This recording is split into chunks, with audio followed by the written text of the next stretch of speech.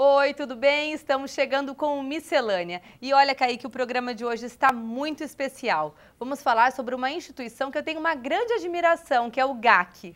Fábio, o trabalho que eles fazem é realmente muito importante. E hoje vamos conversar também sobre doenças gastrointestinais com a doutora Fabiana Alves. Então não saia daí, o Miscelânea está no ar.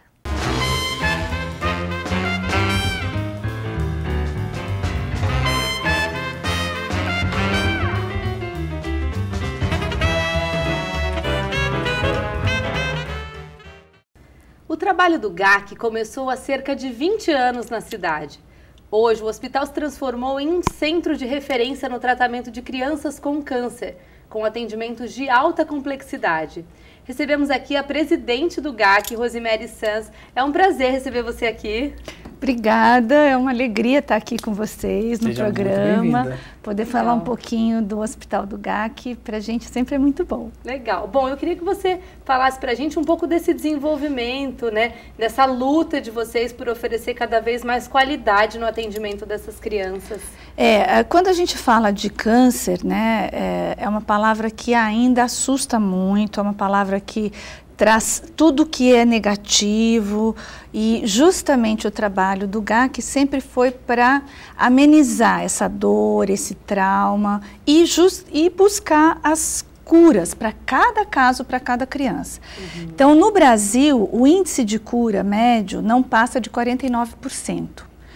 No Hospital do GAC, a gente hoje já atinge 71% de chance de cura. Porque justamente desde que o GAC nasceu, né, a visão da instituição é garantir que todas as crianças e jovens recebam um tratamento de excelência e de qualidade. Então, essa é a luta diária, né, para que cada criança, cada jovem e a sua família seja acolhida, em primeiro lugar, receba tudo que ela precisa no tratamento médico e clínico, mas isso é uma parte, né? Porque a gente não quer tratar a doença, a gente quer tratar a criança, quer tratar o adolescente, quer cuidar da família, para que quando ele esteja curado, ele seja um adulto feliz e inserido na sociedade. Então, a gente sempre procurou dar todo o suporte social, né? Acolher a família, dar suporte para que essa família tenha condições de aderir ao tratamento e toda a parte emocional, psicológica, né, educacional. A gente tem um projeto lindo que chama GAC Vai à Escola, né, parte de suplementação alimentar, quer dizer, cuidar de tudo, né, da parte física, da parte emocional, social e educacional. E qual a média anual de tratamentos que vocês realizam lá? Então, hoje a gente tem mais de 500 crianças em tratamento. A gente é referência para toda a região da RM Vale, né? Então, hoje, na região, só o Hospital do GAC é habilitado pelo Ministério da Saúde como unidade de alta complexidade, capaz de tratar crianças e jovens de 0 a 19 anos. Então, a gente hoje tem mais de 500 pacientes em tratamento e casos novos da região, a gente recebe em média 120, 130 casos novos. E vocês têm conseguido atender essa demanda ou hoje vocês trabalham com fila de espera? Então, essa é uma pergunta maravilhosa. Por quê? Né? Hoje, 75% dos nossos pacientes são do SUS. Quando você fala SUS, você lembra de fila de espera, né? E justamente pelo Hospital do GAC contar com o apoio da comunidade, com a ajuda de empresários, né, com realmente muito apoio da sociedade, é que a gente consegue não ter fila de espera, não ter ninguém esperando nenhum tratamento. 73% dos nossas crianças e jovens eles recebem o primeiro atendimento desde que é solicitado para o GAC em menos de 24 horas. 14% em até 72 horas. E só... Se fosse assim, nossa, toda a área da saúde.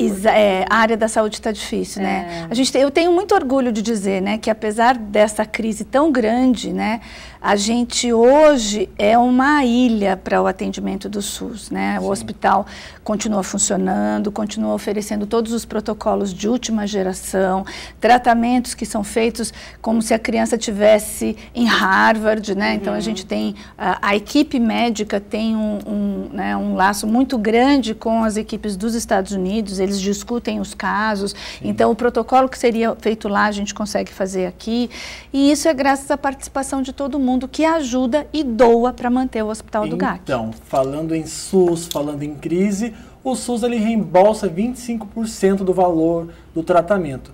E os outros 75%, como é que vocês conseguem suprir isso aí? Então, esse é o grande esforço, né? Então, porque aí os outros 75% vêm através dos diversos eventos de captação de recursos que o GAC faz. Então, são campanhas, nós temos uma campanha que é de mantenedores, então a gente tem um grupo de empresas, né, que realmente acompanha todo o dia a dia do GAC e fazem doações mensais para o hospital. Tem um outro grupo de comércio que também ajuda mensalmente. Tem as pessoas físicas que fazem as suas doações mensais. Né? A gente tem, às vezes, alguns aportes dos deputados que ajudam com custeio. Né? Então, é todo mundo junto mesmo, ajudando para que cada criança e jovem alcance, né, a sua chance de cura e que possa ter uma vida feliz, um futuro, né? Seja um adulto inserido na sociedade, porque é isso. Quando a gente perde uma criança, o impacto dessa perda não é só aquela vida que se foi, mas ela desestrutura a família. Tem pai que passa a beber, tem mãe que passa a beber, que não consegue mais trabalhar, né? Fora que aquela criança que se foi, o que ela poderia ter sido? Eu gosto de pensar que ela poderia ter sido até, né, um presidente da República, né? Porque você pode realmente investir. Então, infelizmente, hoje, a primeira causa de morte por doença de crianças entre 1 a 19 anos é o câncer. Né, as nossas crianças e jovens só morrem mais para acidentes, né, causas externas. Então, por isso que é muito importante as pessoas se engajarem, conhecerem, buscar maneiras de ajudar, né, adquirir um produto social do GAC. A gente tem várias maneiras de ajudar. Então, se alguém que está assistindo se interessar e quiser doar, pode ter certeza que a sua doação é muito bem-vinda. E você pode ligar para o 0800 727 0810. Faça sua ligação.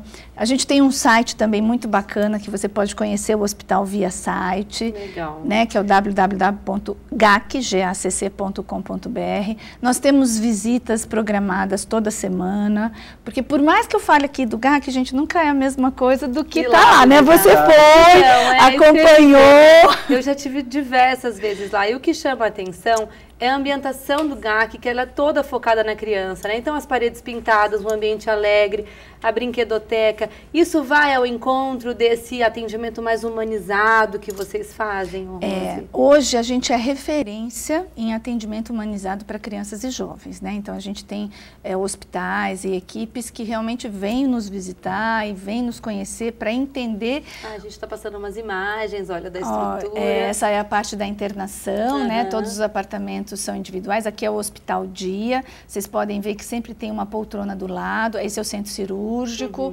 A mãe ou o pai pode ficar 24 horas, essa é a brinquedoteca. Né? Pode ficar 24 horas acompanhando o seu filho, inclusive dentro da UTI, a criança 24 horas, né? Então, imagina você ter um bebê e virar... Porque a gente tem bebês, né? E vai falar, mãe, tchau, vai embora e fica com o seu bebê aqui. Né? Então, elas ficam, elas acompanham. A gente teve mãe que já morou dentro da UTI 8 meses, porque ficou junto com o seu filho.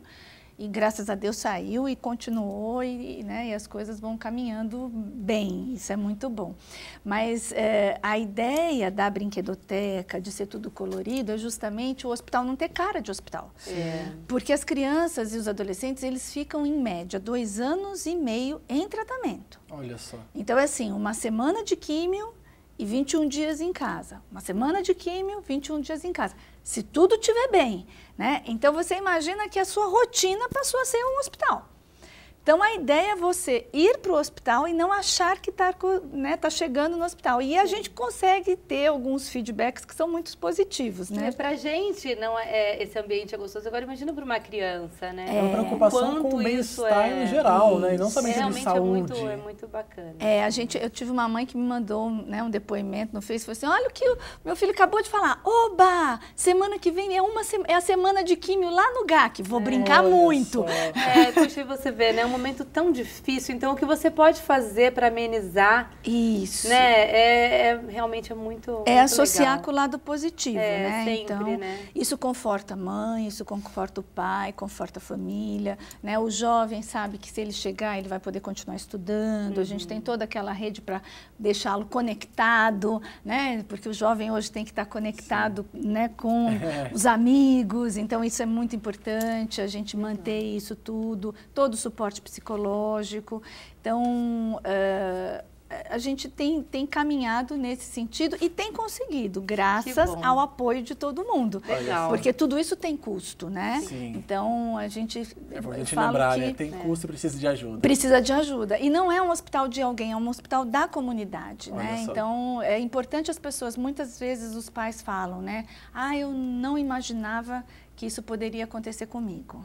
A gente, teve um vozinho que chorava muito, porque várias vezes ele recebeu ligação para doar para o GAC, e aí ele falava, não vou doar porque eu não acredito, não conheço, não fui visitar, então não sei como é que é, não me importo. E aí a neta dele estava sendo atendida e sem pagar nada, sem custar nada. E aí veio aquele remorso de não ter ajudado, né? Porque ele nunca imaginou que poderia estar passando por isso. Sim. Olha, foi uma satisfação enorme te receber aqui. Parabéns pelo trabalho que vocês fazem. Nós conhecemos de perto mesmo, já estivemos lá. E fica então esse convite, né, para que as pessoas possam conhecer de perto, doar, participar e ajudar de alguma maneira. Se você quiser deixar de novo os contatos, Rose. Isso, olha, gente, entrem no site, o site é www.gacc.com.br. O telefone é 0800 727 0810. Entra no site, conhece, vem fazer parte dessa equipe, vale a pena ajudar, gente. São centenas de vidas de crianças e jovens que a gente transforma de uma maneira positiva. Vamos junto. Muito legal. Parabéns e sucesso aí nesse caminho que vem pela frente, né? Tem muita história para a gente quer transformar muitas vidas ainda, né? Então, parabéns. Obrigada pela oportunidade. A gente vai para o intervalo e já a gente volta com mais miscelânea, tem tirar dúvidas, bastante coisa aí. Não saia daí.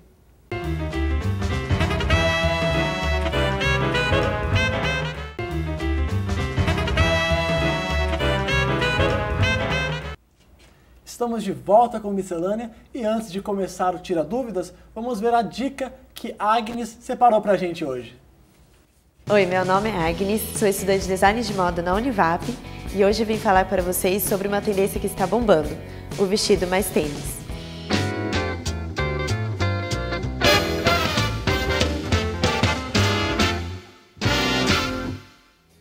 Se tem uma combinação que te deixa super confortável e descolada, é o vestido e o tênis. A gente sabe que o tênis passou de um artigo esportivo para elemento de estilo.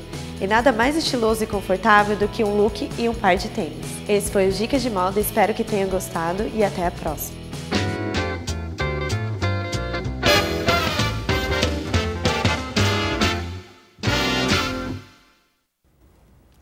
Ninguém tem mais tempo para nada. Temos sido engolidos pela rotina apertada e é claro que o corpo é o primeiro a reclamar. No Tira Dúvidas de hoje, vamos falar sobre doenças gastrointestinais.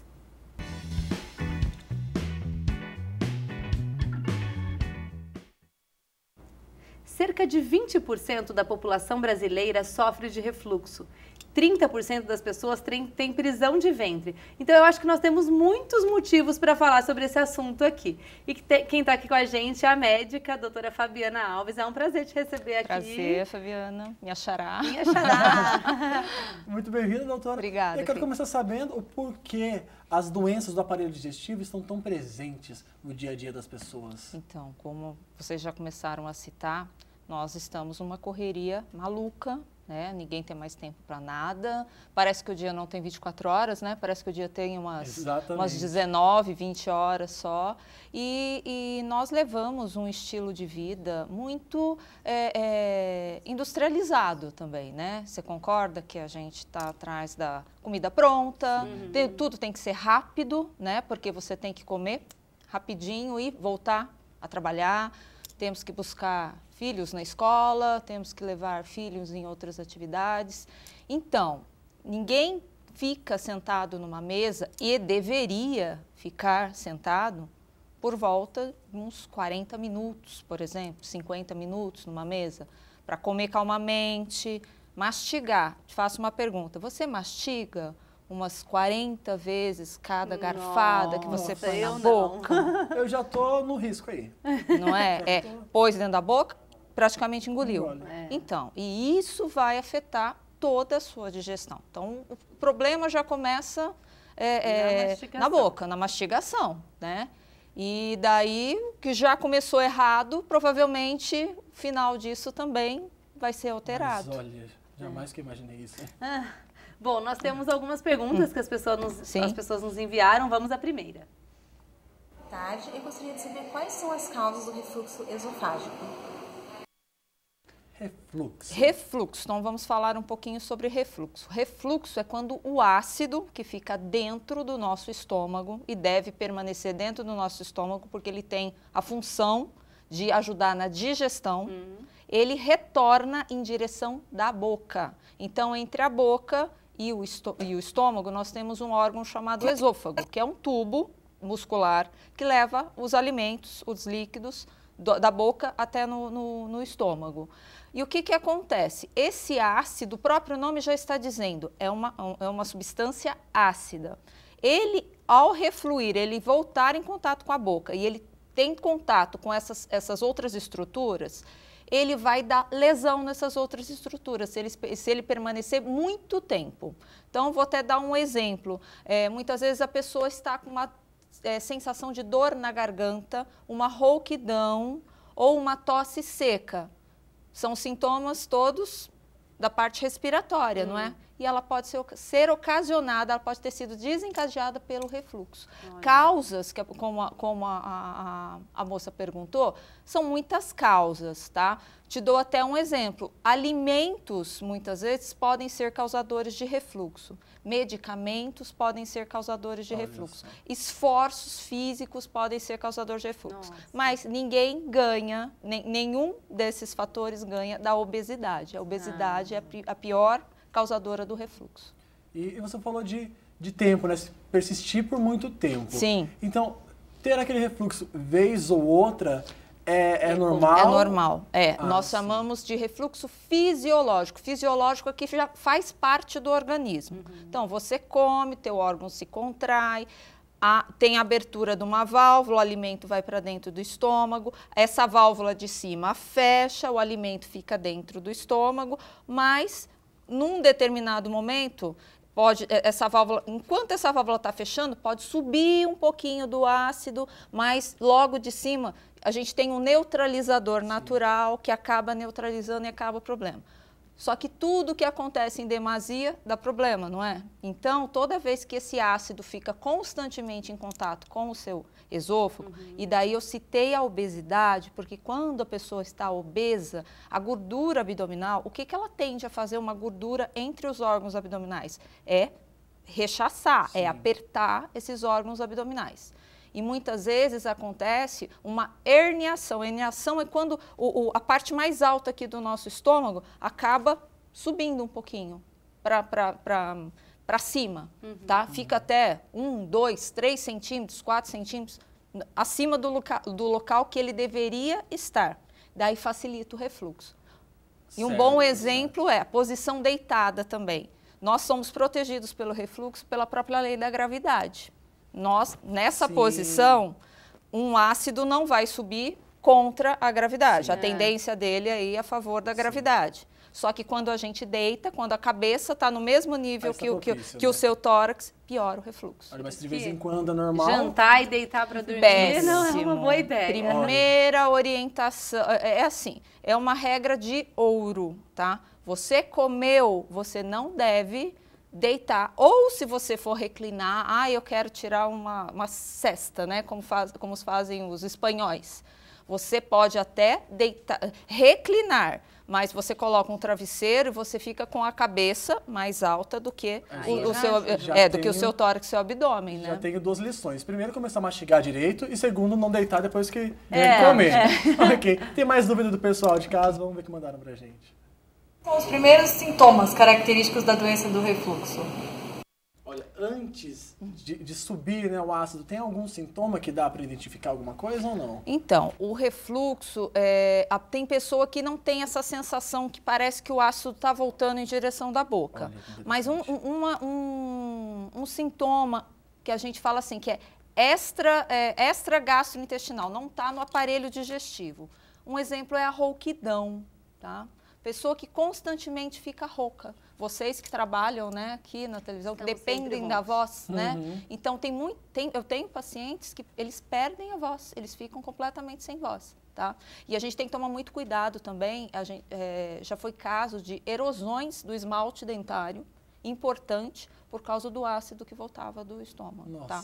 E um fato importantíssimo também é dormir mal à noite. Sabia que pode ser por causa do refluxo? Olha. Tá? Você acorda na noite, você acorda meio assim, com falta de ar, ou você acorda com alguns sintomas. Eu estou dormindo muito mal. Muitas vezes, o que acontece? Estou com insônia, né? Estou com problema de sono. Você vai pesquisar se não está com problema, apneia do sono, se está em algum problema. E, muitas vezes, o que está acontecendo é que está voltando, é uma consequência natural do seu organismo. Você vai acordar já que tem alguma coisa te incomodando. Olha tá? só. Noites mal dormidas por causa de refluxo. Olha só, que interessante. Temos mais uma pergunta. Mais uma aí. A minha dúvida é, o uso de medicamento caseiro é indicado? Hoje em dia, medicamento caseiro é usado para tudo, né? Então, o que a gente tem que orientar o paciente? Temos que usar alimentos ou medicamentos caseiros, assim falando, que ajudam a neutralizar um pouco. Porque o refluxo, o que vai estar dando problema é o excesso da acidez, não é? Ali em contato. Sim. Então, o que a gente tenta fazer é neutralizar um pouquinho do ácido estomacal. Existem medicamentos preconizados para isso. Mas posso dar a dica de um medicamento, de uma receitinha caseira. A famosa água com limão espremido. Tá? É uma boa receita para neutralizar um pouco da acidez estomacal. Todo mundo pergunta, nossa, mas limão não é ácido? Ninguém está falando aqui de chupar o limão, tá? Está se falando de você pegar um copo com água, espremer meio limão nessa água, tá? Água a temperatura ambiente mesmo, não precisa ser água quente, não precisa ser água gelada, e você tomar, tá? Essa água com limão não tem nenhuma contraindicação? Não, nem para a grávida, até grávida pode tomar. Ok. E a gente tem muito mais dúvida, mas depois do intervalo, a gente continua. Agora a gente vai para um rápido intervalinho aí.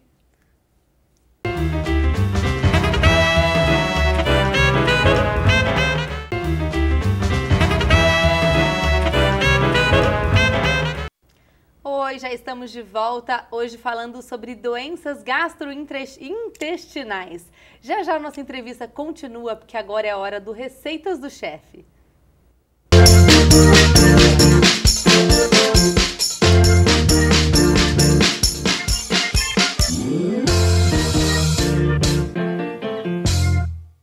Oi, meu nome é Ana Paula, sou aluna do 4º semestre de Gastronomia da Univap e hoje eu vou ensinar para vocês bolo de prestígio.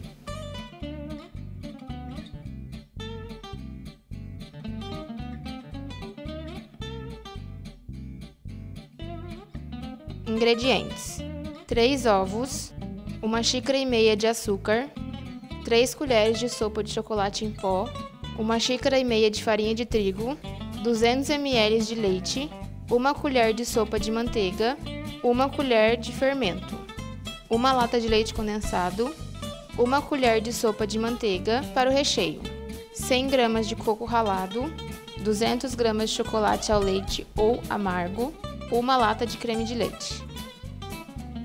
Para iniciar a massa do bolo, vamos bater a clara em neve.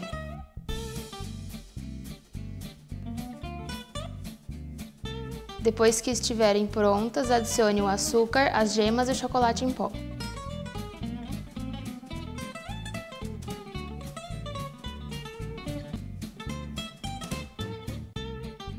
Coloque a manteiga no leite e leve ao micro-ondas por 1 minuto. Após esquentar o leite com a manteiga no micro-ondas, adicione na massa intercalando com a farinha.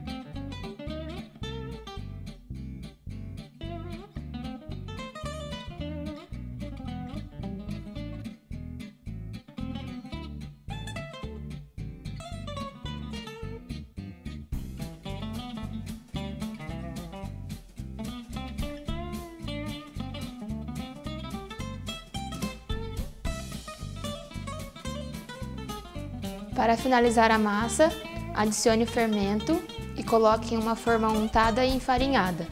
Leve para assar em forno pré-aquecido a 180 graus por 45 minutos ou até espetar um palito de dente e sair limpo.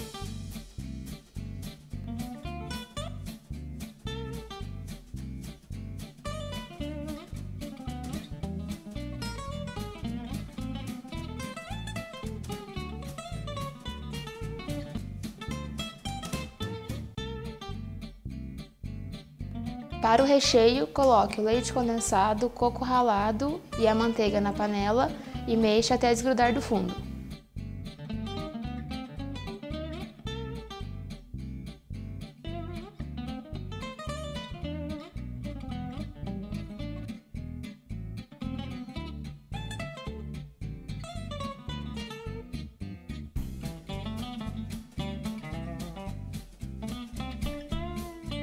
Para a cobertura, derreta o chocolate e misture com o creme de leite.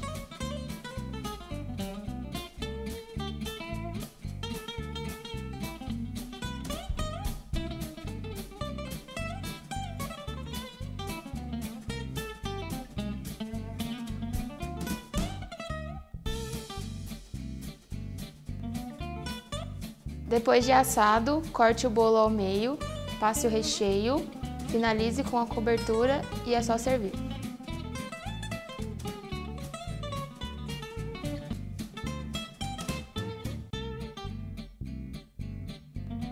Espero que tenham gostado da receita de hoje e até a próxima Receitas do Chefe. Tchau!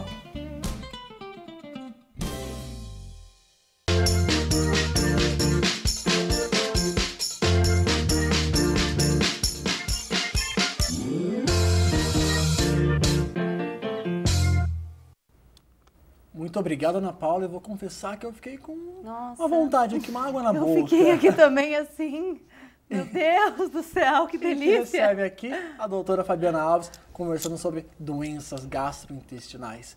E olha, doutora, antigamente não tanto, mas hoje a gente ouve muito diagnóstico de bebê, criança com refluxo. Por que isso acontece com tanta frequência assim? Então, o refluxo que acontece do recém-nascido, na criança, nos primeiros meses de vida, é diferente desse refluxo que a gente estava conversando, o refluxo que dá na pessoa mais velha. Não. O que acontece é uma imaturidade do sistema neuromotor, dessa parte do tubo digestivo. A criança nasce, isso não está completamente... Eu falo que não está completamente madurinho, tá? Então, vai amadurecer com o passar dos meses, né? Mas o que acontece é que as mães ficam desesperadas, né?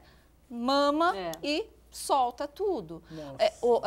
Nós devemos nos preocupar com o refluxo se a criança não está ganhando peso, tá? Se a criança não está ganhando peso. Você levou no pediatra. A criança está crescendo, então pode ficar sossegado, tá? Isso daí, para deixar a mãe mais assim, contente. Entendi. Isso vai melhorar com o passar do tempo. E é indicado o uso de medicamentos nesse caso? Ou não é então, necessário? Tem que ser avaliado caso a caso, tá? Na maioria das vezes não é necessário, depois que o pediatra avalia, entrar com medicamento para que a criança, quanto menos remédio a criança tomar, melhor, tá? É muito melhor. Bom, temos mais uma pergunta no WhatsApp, vamos lá.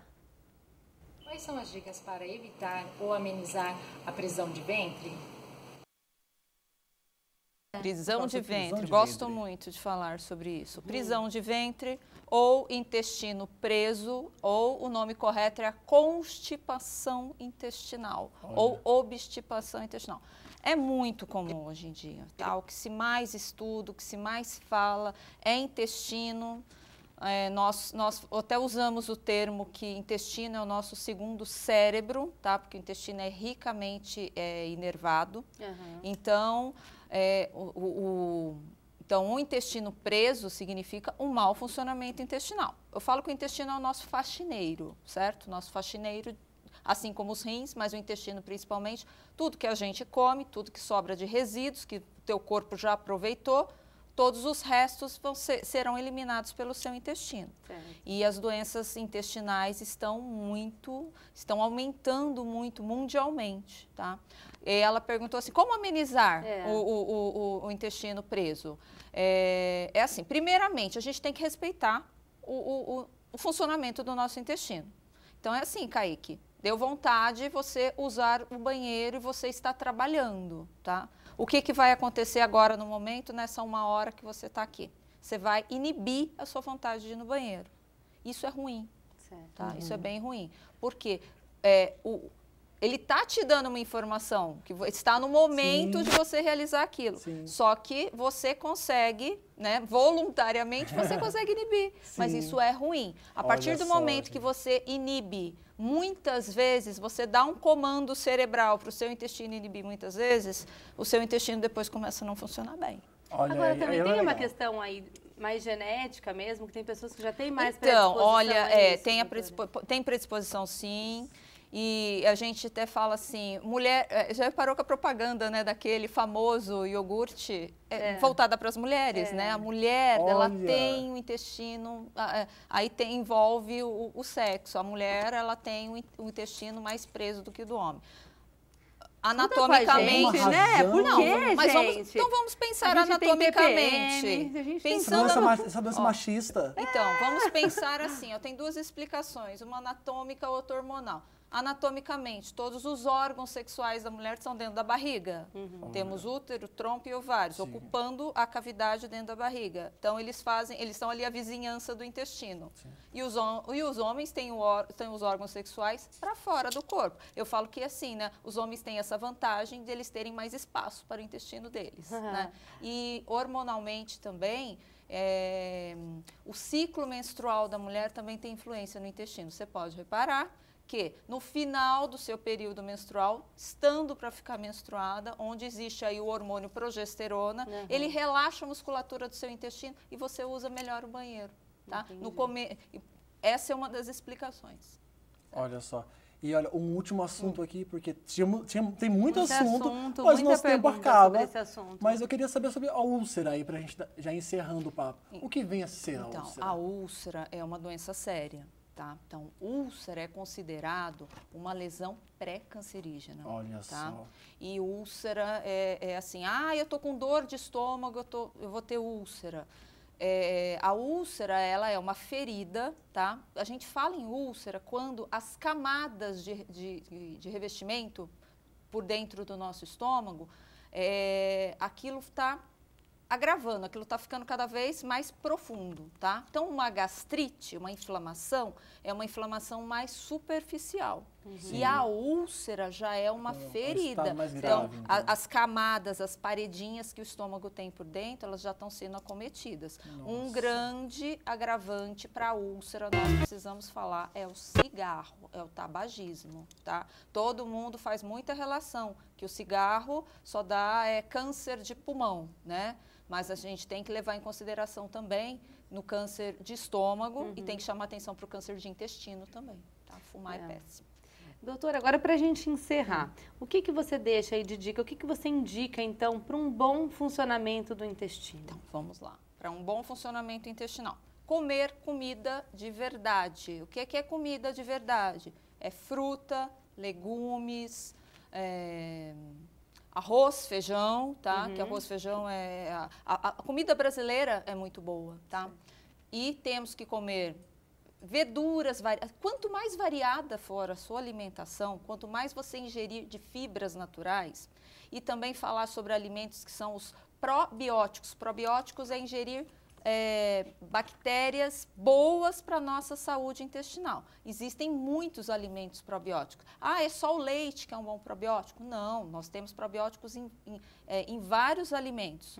Então, se você tem uma boa ingestão de probióticos nos alimentos, se você ingere bastante fibra, tem que lembrar da água, tá? Nós tomamos pouca água, o intestino sofre pela falta de hidratação no organismo. Quando nós tomamos água, primeiro vai para os órgãos vitais. Vai para a corrente sanguínea, né? Vai para a bomba, o coração, vai para o cérebro, vai para o rim. Os órgãos vitais. Para o intestino sobra pouca quantidade. E para formar os resíduos, para formar as fezes, a gente depende muito da ingestão de água. E a gente quase não toma água, né? E atividade física nesse Atividade física é importante, porque quando você está mexendo lá o seu corpo, o seu intestino também está se contraindo, porque temos que lembrar que o intestino é um músculo também. Vida saudável sempre, sem cigarro, né? Sem excessos. Sem excesso. E eu não sei Numa vocês boa, aí, né? Eu não sei vocês aí de casa, mas eu já fiz a minha lista aqui de mastigar 40 vezes, não deitar depois que acabou de comer e beber água, que também é uma coisa que eu fico devendo. Então, pra mim, olha, esse papo foi muito bom, Eu viu? tenho Precisava. certeza para quem está em ajudado, casa né, também, né? Para quem está em casa também. Muito obrigada por ter Obrigada, vindo, por ter participado aqui do nosso programa. Adorei. Você quer deixar seus contatos do seu consultório? O meu consultório eu atendo dentro da clínica Medicel, que fica no Certo. centro de São José dos Campos. O endereço é Alípio da Silva Viana, 58. Telefone 3922-3357. Você tem as redes sociais também, né? Que você Sim, divulga seu eu trabalho. também tenho o Facebook, é doutora Fabiana Faria Alves. E no Instagram, nós estamos por aí. Então é só procurar a doutora aí para tirar as dúvidas. Muito obrigado, doutora. Obrigada mesmo. pela participação. Obrigada. E você aí de casa, obrigado pelos vídeos, pelas Isso dúvidas mesmo. que mandaram. E fica ligado no Facebook, que a gente posta lá toda semana. O tema da próxima, para você também poder participar. Exatamente, é isso aí. Obrigado. Até o próximo programa. Tchau, tchau. Tchau.